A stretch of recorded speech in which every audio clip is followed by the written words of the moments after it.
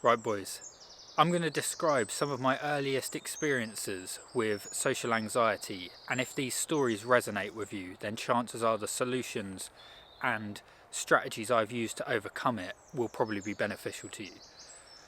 My earliest memory of social anxiety was going into the bank with my mum, into NatWest Bank, and I remember she was setting up a child's account, and it's the sort of account where you can't actually do much. They give you a bank card and you can't use it in an ATM, but you can go in and essentially it's just for your parents to save money for you. But because this was my first experience in the bank, my mum was kind of trying to show me how to do it.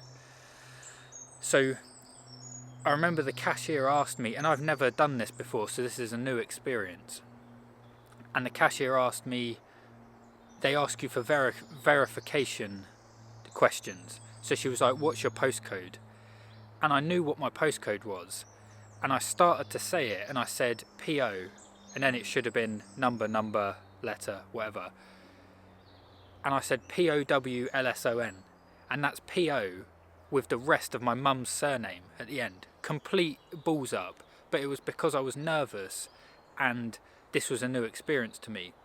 And that was my first memory of social anxiety, because I just felt like an idiot. I'd started off saying a postcode. I think the previous question, I can't remember why that came to mind, but I did half of a postcode and then half of my mum's name, and I just felt like an idiot. And that, to me, was an avoidable, awkward social situation.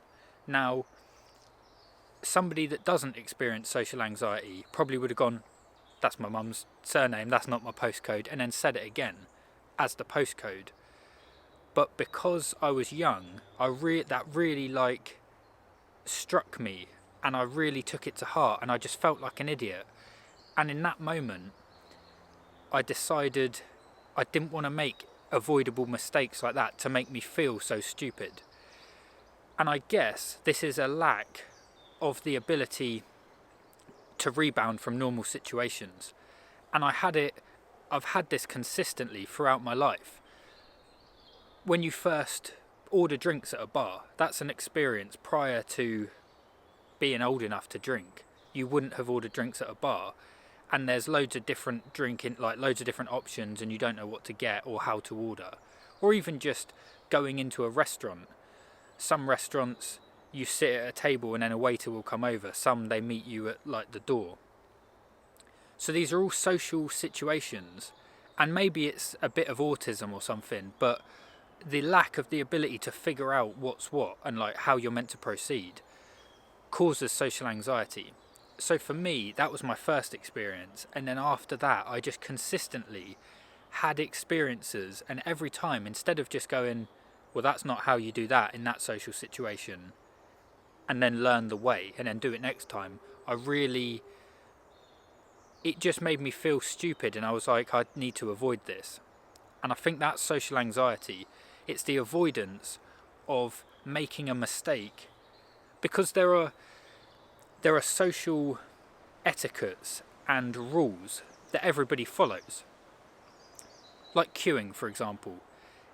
And you have social anxiety because it helps you avoid situations that you don't want to be in. So if you don't know the social etiquette of a queue, it's a social norm, isn't it? And you jump to the front of the queue, that's going to cause you problems. So that's what you're trying to avoid with social anxiety. You may not read the situation perfectly, and you're trying to create a rule book before you get into the situation, but some social situations you've just got to roll with it and be in the moment. So this becomes a lack of presence. So you come out of the situation and into your head. So this will carry on, and this got worse for me to the point where, and you can probably relate to this, I never answered the phone.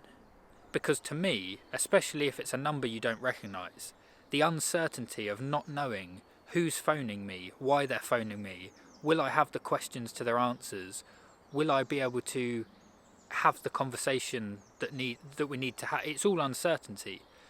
And that's where the social anxiety come in with me. If I answer the phone, like doing car insurance, the amount of questions they ask you, that used to really stress me out. So then it would carry on, and then I would have, this literally crippled my life. I didn't go to college, so after normal education, so after school, I had the option to go to college and then university, and I was quite academic. I could have done quite well in uni, and I didn't do it because my social anxiety was so bad that if I didn't have a choice, for example with school, I had to go to school, and I knew my parents wouldn't stand for it. I couldn't bunk off of school. If I don't have a choice, I can do it. Like if I went into the army, I would be fine because somebody's just telling me what I have to do. As soon as I have a choice, I will choose the non-social option. So as soon as I had the choice to not go to college, I didn't go. And that really had a severe effect, and it diminished, social anxiety diminished, and it probably is with you, it diminished my life experience drastically because I would avoid situations. I even took jobs. The majority of my life I've worked as a delivery driver because most of my shift, most of my work time, I'm in the van, I'm on my own and I don't have to socialise. And when you're a delivery driver, the social interaction is so, it's the same every time. So you know, once you know how to do that one social interaction, nothing's going to surprise you. Whereas, for example, my first job out of school, while I was still in school actually, was a waiter at quite a nice restaurant. And I only did the waitering for probably 4 shifts before I became a KP, the guy that washes the dishes. Because I was much more comfortable washing the dishes, not even really talking to the chefs that much, than being a waiter, and every table would be a different interaction. So that's my experience. And then it carried on. It was just like going to Tesco. I would play in my head, right, this is before self-service checkouts, but I would play in my head what I'm going to say to that person. They're literally just scanning my items and then I pay them. But I'll be like, hi, how are you? Hi, how's your day been? And I would run these standard questions through my head. And when you do that, so you're preemptively planning for the interaction, and then when you get there, it's awkward and weird because now they might say, hi, how are you? To you first, and you say, hey, how are you? Because it's the script you had in your head rather than answering their question. Yeah, good, thank you. How's your day going? Or is it like, are you busy today or whatever? So then Tesco, just buying something at Tesco. And these were like when my friends and my peers were at uni, going on nights out, living their life with good relationships. There's me, can't even buy food at Tesco. And I had the same. I went to a gym in the mornings and I would just get so, you know, when you know you've got a gym workout, you get that kind of anxiety and anticipation. It takes mental energy to know that you've got a workout. You kind of have to build willpower up for it. Say you've set that you're going to do 1 hour and 30 minutes of that is on the treadmill. You already know how much of your energy you have to allocate to going to the gym. Well, to me, going to the gym, doing the workout was the easy part. All of that mental energy, the same amount of mental energy you would invest preemptively in doing a workout of, say, about an hour, I had double that just for the interaction with the woman that owned the gym, that I would have to, you know, swipe your membership card or whatever. That one interaction took more mental energy than the whole gym session. And if this is something you've experienced, you'll be able to relate to this. It's energy. The amount of energy required for a social interaction. Other people do it effortlessly. And then you're stood there thinking, why is this? I feel like I need to have a nap after this, or go to sleep to recuperate some of this energy because it's so draining. And your brain is working so hard to calculate how to actually navigate this interaction. So that was my experience. And if you can relate to that, so it's just, you're investing a lot more energy than is probably necessary to have social interactions. So if you can relate, then these are the solutions that I implemented. Or I didn't even implement, these are just things that I've realised over time. So the first thing is, my mum has this severe phobia of spiders, and my dad always used to get pissed off because he could just pick it up and get rid of it, but my mum would like jump up on the counter or just go crazy. And he said this once about the situation. He was like, the spider is more scared of you than you are of it. And I must have inherited this phobia of spiders. I was kind of halfway in between, because when my mum was going mental about these spiders and my dad wasn't in, I would just pick it up and get rid of it. But at the same time, I had a bit of a phobia of it. And it's the same with social interactions. You can recalibrate how you look at it by thinking about it. So this is kind of like a deep journaling practice. And if you really think about it, social anxiety, you are scared about what the other person thinks of you. That's why you're anxious, right? So when I'm anxious about going into the gym and having to talk to the gym owner before my session, I'm worried that they will think I'm weird or silly, or that's the fear, isn't it? You're socially anxious. You're anxious about how you're perceived socially. So then, if you take the analogy, and this did cure my fear of spiders, because I thought, yeah, I'm a big human, and this spider is like this big. I could just kill it instantly. And it does run away. The spider will run away from you. When you try and pick it up and put it outside, it will run away. So it's true, it is more scared of me than I am of it. Then I thought, if you get out of your own head and consider social anxiety from the other person's perspective, and think, when I go to the gym, even if I do say something silly, which it's not that hard, just saying, hi, yeah, I'd use the gym please. Even if I do say something silly, how long is Kerry going to be thinking about what I said? Probably 4 minutes, until the next guy comes in, scans his card, and that's it. So you can, if you put yourself in the other person's shoes, and recognise as well that social anxiety is a very common thing.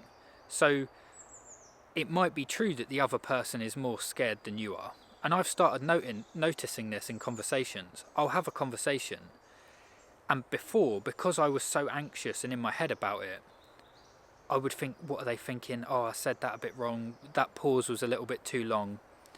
I didn't have time to analyse the other person. But if you just look, sometimes you see other people doing nervous things and you can tell they've got social anxiety. So that's one way of looking at it. And another way is allow yourself to make mistakes. Frame your social anxious mind is saying you have to get every interaction perfect every time. And that's not how life works. And you can get away with mistakes if you're not nervous about it. So the person that makes a mistake and then is insecure will look, it's very noticeable. So just know that when you have social interactions, an awkward silence is fine. But if you go, oh, that was awkward, then it is awkward. Once you accept this, you free yourself up to actually start seeing the situation as it is. So this is where so that's a mindset. You look at the situation and you go, they're just a human. The other thing is, you've put them on a pedestal. For some reason, you have to get it perfect in the eyes of this other person. You've put them on a pedestal as if they're some perfect human being that never says anything weird or awkward, and they're the judge. It's like you're stood before God, and if you stutter or make a mistake, then, do you know what I mean? They're a flawed human being just like you, and they probably get socially anxious. So, and just to put this into perspective, it's actually mad when I reflect back on where I've come from. I went from, basically, there was periods of my life when I've been very reclusive. I went from not being able to go to college and not being able to interact, just something as simple as buying groceries at Tesco or going to a gym. They would take a lot of mental energy, and I would have to go with a friend. Any new experience, whether it's ordering something at McDonald's or going to the gym or a night out, I would always have to go, and I still do this now, I would always have to go with a friend and watch how they do it. Then once I've done it once, I know. But it's like new restaurants. I can go to the same restaurant over and over because I know the formula. But a new restaurant, I would prefer to do that with somebody else. So that's another solution. Any new experience any new social experience, do it with somebody else first. And this is called exposure therapy. So you don't want to avoid the social experience, you expose yourself to it. Now, with step 1, where you admit to yourself that every social experience isn't going to be perfect, then you don't have to do it with someone else. You could do it on your own and get it completely wrong. But because you've got social anxiety, you're probably not going to want to do that. So step 1 is this social experience or this social interaction isn't going to go perfect. That's just the nature of the world. When you learn to ride a bike, you can't do it perfectly. You fall off a bunch of times, then you get it right. Nobody has a go at the kid and says, well, why do you keep falling off? Why can't you just do that perfectly? So social anxiety is a dysfunctional thought pattern. You never get anything right the first time. If you're nervous to go on a date, that's like the ultimate social anxiety, because you want to perform well so the person likes you. But you expect to do it perfectly first time. If you haven't been on a date in ages, you've had zero practice. So step 1, the social interaction isn't going to go perfectly, and that's the nature of life. You know, just everything, nothing goes well. I think is it Murphy's Law? Anything that can go wrong will go wrong. So that's step 1, you know it's going to go wrong.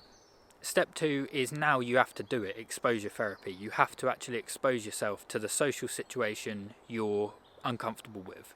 And the easiest way of doing that is doing it with somebody who knows the score. So for the gym, I actually did this on my own, and this is why it was very difficult, but I then went with a friend, and I just follow him, just do whatever he does. Another thing is, I'm not much of a drinker, and when I turned 18, I didn't do that thing because I was being a recluse at the time. I was so socially anxious, I didn't go out drinking like my friends did. But when I did start going out, I went on nights out with friends and let them order the drinks first, and then I'll buy the next drinks, because I've now seen how you do it. So that's the best way to do exposure therapy. Expose yourself with somebody else as a shield to the experience, so you can see them go first and then you can do it. Then it just becomes practice. So they're the 2 actual steps. But if you think about it as a mindset thing, I think this is what cured social anxiety for me, is the mindset of one day I'm going to die, and all of these other people that I'm worried about their perception of me, they're all going to die. This is a Stoic thing. This is in Marcus Aurelius's book Meditations. Everyone's going to die. Nobody's going to care. And the other thing is, when you start making decisions that... There's a red squirrel just running up this tree. It's pretty cool. After a certain amount of time, I think this is what did it for me. I realised that I was making decisions based on social anxiety that diminished my life experience. So I missed out on things. And when you do that for long enough, you think, I can't handle this. I'm missing out on so much because of choices I'm making. One day I'm going to be dead. Like YouTube, I went from not being able to answer the phone, not being able to go to college, and not being able to go to the gym without gearing myself up for it for about 3 hours, to now I make YouTube videos and put them on the internet where anybody can watch them. So that's a testament to how far I've come. And I did that because I wanted to make YouTube videos about 10 years ago. When YouTube was first becoming popular, I was into being a cameraman. I filmed everything. I've always liked being a photographer and a cameraman, and I followed certain people like Elliot Hulse back in the day, and I was like, I could do that. I could make videos. And I postponed it and I didn't do it for about 10 years because I was scared of what other people think. Now I think the reason I upload them now is because I think one day I'm going to be dead and it's not going to matter. So that's another way you can get your head around social anxiety.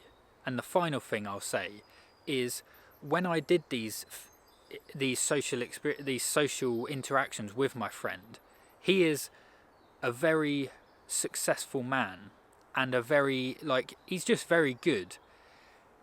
And his social interactions were terrible. They were very awkward. And I was like, he does well with women, he does well with work, and he's not socially anxious. But when I would follow him in these, like, we went to a casino. I'd never been to a casino before. We went to a casino, so because I hadn't been and he had, I just let him go first. And the interaction where they ask for your ID and certain things was really awkward. And I was thinking, well, I probably would have done that better because I'm actually quite good socially and I can speak quite well. But it's a problem in my head. It's not the actual ability. It's a nervousness and an avoidance of looking weird. But when I saw him, and I've seen him interact with women, and it's always a bit awkward, and he still does all right. So that kind of cured it for me. I was like, oh, even he's good at it. He's not socially anxious, and he makes mistakes. So you're allowed to make mistakes. Something else I forgot to mention that has helped me massively with social anxiety is I've got a couple of friends who, both called Jamie actually, who are so comfortable socially that they like to push it a little bit and they like to do social experiments.